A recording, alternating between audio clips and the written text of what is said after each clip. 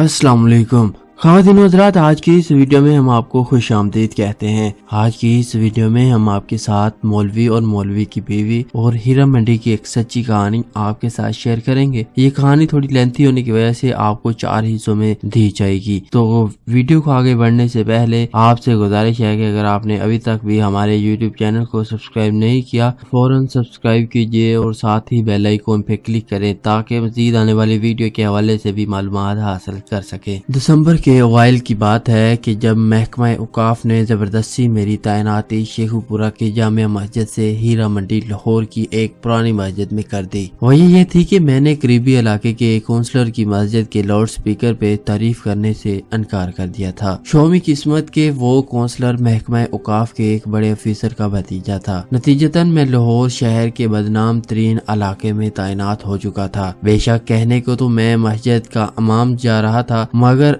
इलाके का बदनाम होना अपनी जगह जुटता था, हंसता था या फिर इजहार अफसोस करता था। महकमे के एक क्लर्क ने तो हद ही कर दी। तनख्वाह का एक मामला हल करवाने के लिए उसके पास गया तो मेरी पोस्टिंग का सुनकर एक आंख दबाकर बोला, किबले मौलवी साहब, आपकी तो गोया 5 उंगलियां घी में और सर कढ़ाई में, मैं तो गोया जमीन में 6 फुट नीचे गड़ गया। फिर अल्लाह भला करे मेरी बीवी का, जिसने मुझे तसल्ली दी और समझाया कि अमामत ही तो है किसी भी मस्जिद में से ही, और मेरा क्या है, मैं तो वैसे भी घर से निकलना पसंद नहीं करती। पर्दे का कोई मसला नहीं होगा और फिर हमारे कौन से कोई बच्चे हैं कि उनके बिगड़ने का डर हो। बीवी की बात सुनकर थोड़ा दिल को इत्मीनान हुआ और हमने सामान बांधना शुरू कर दिया। और बच्चों का जिक्र छिड़ ही गया तो ये बताता चलो कि शादी के 22 साल गुजरने के बावजूद अल्लाह ताला ने हमें औलाद जैसी नेमत से महरूम रखा। मुनासिब समझा था कि खैर अब तो शिकवा शिकायत भी छोड़ चुके हैं। सामान बांधकर हम दोनों मियाँ बीवी ने अल्लाह का नाम लिया और लाहौर जाने के लिए एक प्राइवेट बस में सवार हो गए। बदामी बाग अड्डे पर उतरे और हीरा मंडी जाने के लिए सवारी की तलाश में शुरू हो गए। एक तांगे वाले ने मुझे पता बताने पर ऊपर से नीचे तलक देखा और फिर बुरके में मलबूस औरत साथ देकर 40 रुपए के एवज ले जाने की हामी भर ली। तांगा चला तो कोचबान ने मेरी नाकस मालूमात में इजाफा किया। ये किया कि मियाँ जी, जहाँ आपको जाना है उसे हीरा मंडी नहीं टिब्बी गली कहते हैं। 15-20 मिनट में हम वहाँ पहुँच गए और दोपहर का वक्त था, शायद बाजार खुलने का वक्त नहीं था। देखने में तो आम सा मोहल्ला था, वही टूटी फूटी गलियां, मैले कुर्तों के गलीज दामन से नापाक पहुँचते नंग धड़ंग बच्चे, नालियों में काला पानी और कूड़े के ढेरों पे मंडलाती बेहिसाब मक्खियाँ, सब्जी फलों के ढेले वाले और इनसे बहस करती खिड़कियों से आधी बाहर लटकी औरतें। फर्क था तो सिर्फ इतना के पान, सिगरेट और फूल वालों की दुकानें कुछ ज्यादा थी। दुकानें तो बंद थी मगर उनके पुराने बोर्ड असल कारोबार को खबरदार कर रहे थे। मस्जिद के सामने तांगा क्या रुका, मानो मोहल्ले वालों की ईद हो गई। पता नहीं किन किन कोनों और खदरों से बच्चे और औरतें निकलकर जमा होने लगी। मिली जुली आवाजों ने आसमान सर पर उठा लिया। अबे नया मौलवी है, बीवी भी साथ है, पिछले वाले से तो बेहतर ही होगा। क्या पता लगता है बहन, मर्द का क्या अतबार। हाँ सही कहती है तू, दाढ़ी वाला मर्द तो और भी ज्यादा खतरनाक होता है। अजीब तूफान और बदतमीजी था। मुकालमों और फकीरों से ये मालूम पड़ता था कि जैसे तवाइफों के मोहल्ले में मौलवी नहीं, शरीफों के मोहल्ले में कोई तवाइफ वारद हुई हो। इससे पहले कि मेरा जबत का पैमाना लबरेज होता, खुदा खुश रखे गुलाम शबीर को, जो मौलवी साहब और मौलवी साहब करता दौड़ा आया और हजूम को वहाँ से भगा दिया और पता चला कि मस्जिद का खादम है और अरसा 25 साल से अपने फराइज और मनसबी निहायत मेहनत और दयानतदारी से अदा कर रहा था। भाई तबीयत खुश हो गई इससे मिलके कि दुबला पतला पक्की उम्र का मर्द, लंबी सफेद दाढ़ी, साफ सुथरा सफेद पजामा कुर्ता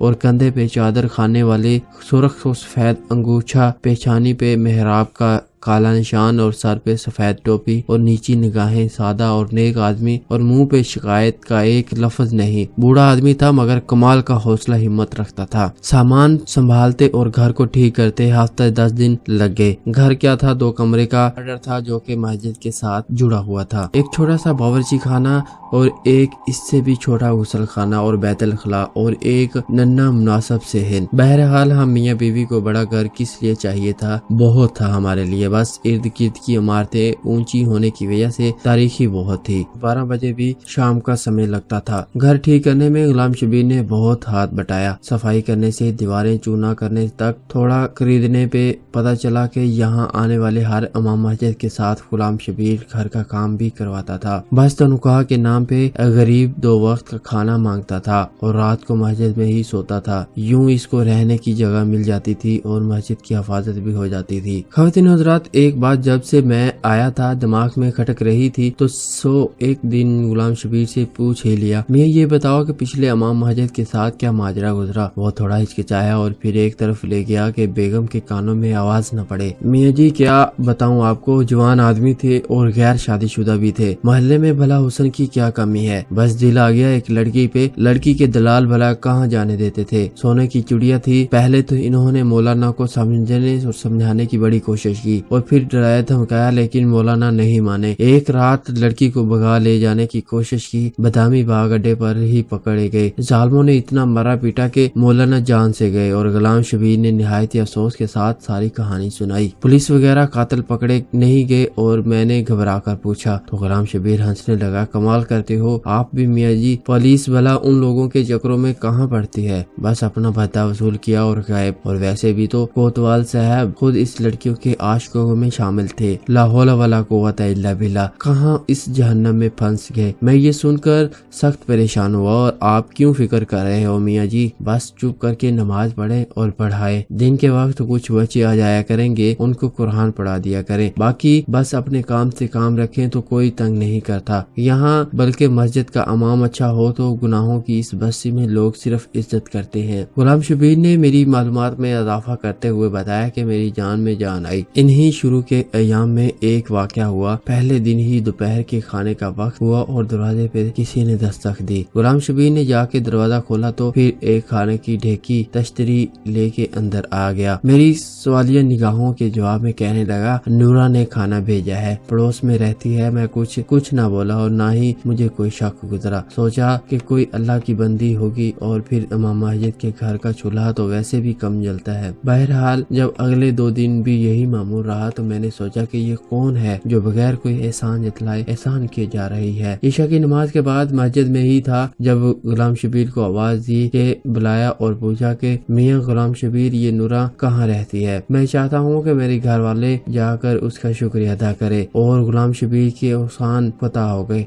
ये सुनकर मियाँ जी बीबी नहीं जा सकती। मजीद मैंने पूछा तो गुलाम शबीर ने पहाड़ ही तोड़ दिया मेरे सर पे। मियाँ जी इसका पूरा नाम तो पता नहीं किया, मगर सब उसको नूरा कंजरी के नाम से जानते हैं। पेशा करती है जी, पेशा करती यानी तो वाइफ है, और तुम हमें इसके हाथ का खाना खिला रहे हो। अस्तगफिरुल्लाह अस्तगफिरुल्लाह। गुलाम शबीर कुछ शर्मसार हुआ और मेरा गुस्सा देखकर थोड़ी देर बाद हिम्मत करके बोला, मियाँ जी यहाँ तो सब ऐसे ही लोग रहते हैं, उनके हाथ का नहीं खाएंगे तो मुश्किल चूल्हा चलाना पड़ेगा, तो जो आपकी तनख्वाह में मुमकिन नहीं। ये सुनकर मेरा गुस्सा और तेज हो गया। हम शरीफ लोग हैं, गुलाम शबीर भूखे मर जाएंगे मगर तवाइफ के घर का खाना नहीं खाएंगे। मेरे तेवर देखकर गुलाम शबीर कुछ न बोला, मगर उस दिन के बाद नूरा कंजरी के घर से खाना कभी न आया। जिस मस्जिद का मैं इमाम था, अजीब बात ये थी कि उसका कोई नाम नहीं था, बस टिब्बा मस्जिद के नाम से मशहूर थी। एक दिन मैंने गुलाम शबीर से पूछा कि मियाँ नाम क्या है इस मस्जिद का। वो हंस कर बोला कि मियाँ जी अल्लाह के घर का क्या नाम रखना, फिर भी कोई तो नाम होगा, सब मस्जिदों का नाम होता है।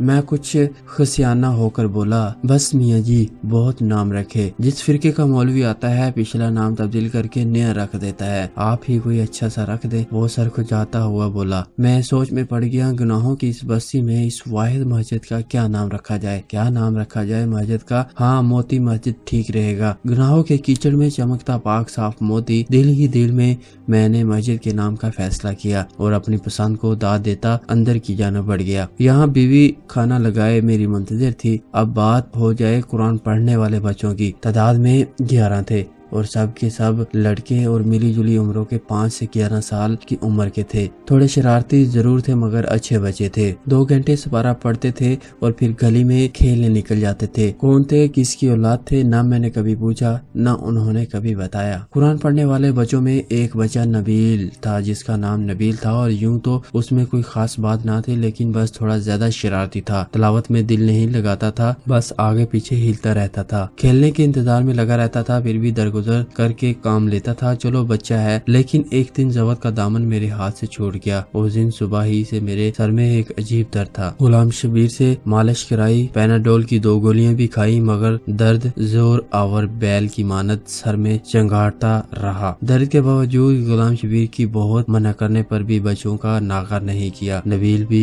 इसी दिन मामूल से कुछ ज्यादा ही शरारतें कर रहा था। कभी एक को छेड़ता और कभी दूसरे को छेड़ता। जब उसकी हरकतें हद से बढ़ गई तो यकायक मेरे दिमाग पर गुस्से का भूत सवार हो गया और मैंने पास रखी लकड़ी की राहील उठाकर नबील के तरफ मार दी। मैंने निशाना तो कमर का लगाया था, मगर खुदा का करना ऐसा हुआ कि राहील बच्चे की पेशानी पर जा लगी। ख्वातीन व हज़रात, उसके बाद मौलवी के साथ क्या हुआ अगली वीडियो में हम आपके साथ शेयर करेंगे। ये कहानी थोड़ी लंबी है, ये आपको 4 हिस्सों में दी जाएगी। ये एक सच्ची कहानी है। अगर आपको अच्छी लगे तो लाइक करते हुए अपने तमाम दोस्तों के साथ लाजमी शेयर कीजिएगा। उम्मीद करता हूँ आपको वीडियो पसंद आई होगी और मजीद इसी तरह की वीडियो देखने के लिए हमारे YouTube चैनल 5 मिलियन हब को सब्सक्राइब कीजिए और साथ ही बेल पे क्लिक करें ताकि मजीद आने वाली वीडियो के हवाले से भी आपको मालूमात हासिल हो सके। इस वीडियो के नीचे कमेंट भी कीजिएगा, अपना फीडबैक भी दीजिएगा। हमें जरूर बताइएगा कि आप आने वाले वक्त में किस तरह की वीडियो देखना पसंद करते हैं ताकि वो वीडियो स्पेशली आपके लिए तैयार करें